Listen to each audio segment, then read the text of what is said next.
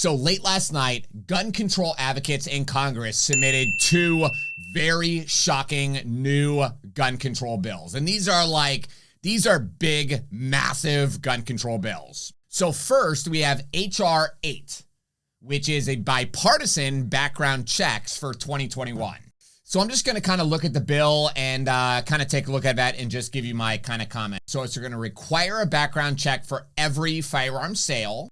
So the purpose of this act is to utilize the current background check process in the United States to ensure individuals prohibited from gun possession are not able to obtain a firearm. So it shall be unlawful for any person who is not a licensed importer, licensed manufacturer, or licensed dealer to transfer a firearm to any other person who is not so licensed, unless a licensed importer, manufacturer, dealer has first taken possession of the firearm for the purpose of complying with the subsection.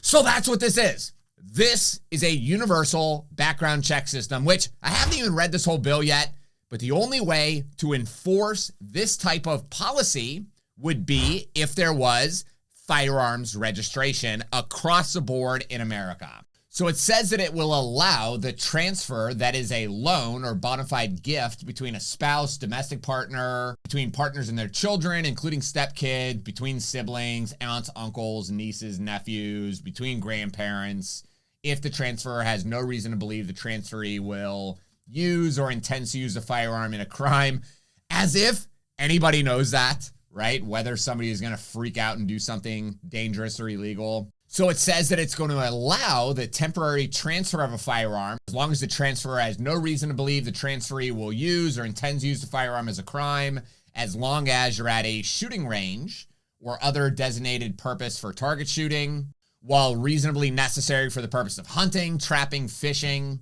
Oh, this is it, guys. So it says in subsection C, subsection 1, authorize the establishment directly or indirectly of a national firearms registry. We all know what that means.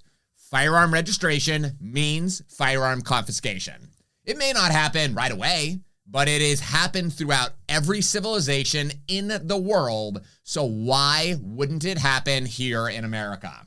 Okay, so that's the first bill, H.R. 8. Now let's take a look at H.R. 1446. So this bill has been submitted by Representative James, who's a Democrat from South Carolina. So this is a little bit different. It's called the Enhanced Background Check Act of 2021. Strengthening background checks procedures to be followed before federal firearms dealer may transfer a firearm to any person who doesn't have a license. Oh, it says here that there would be a 10-day waiting period before they would be allowed to transfer the gun to you. And it says here that it could take as much as 30 days for them to complete the background check. So it just seems like more crazy, ludicrous type gun laws that frankly are aimed at their goal. They always say their goal with these types of policies is to reduce firearm violence.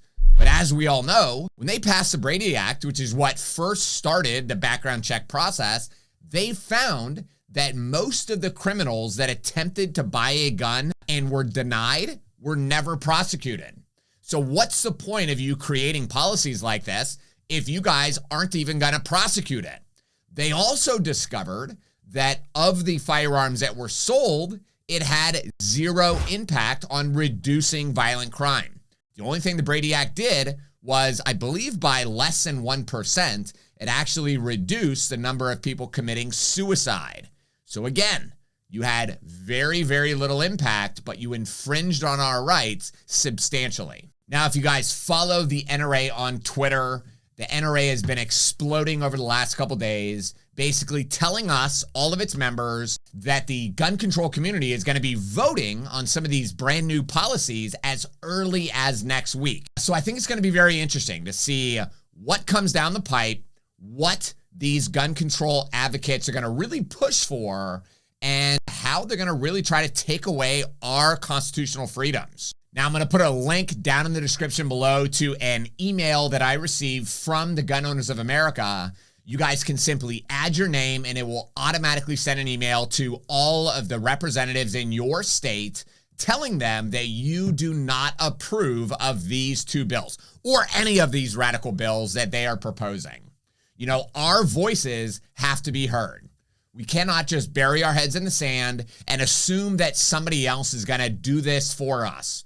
We have to stand up. We have to fight for our rights, or one day we're going to wake up and that our constitutional right to own and possess guns is going to be gone. And we're going to be sitting there thinking, oh man, I should have done something. The time is now. Take action today. Send that email at a bare minimum and spread the word about these radical gun control bills to your friends, family, and coworkers. Get them to contact their representatives because we have to shut this shit down.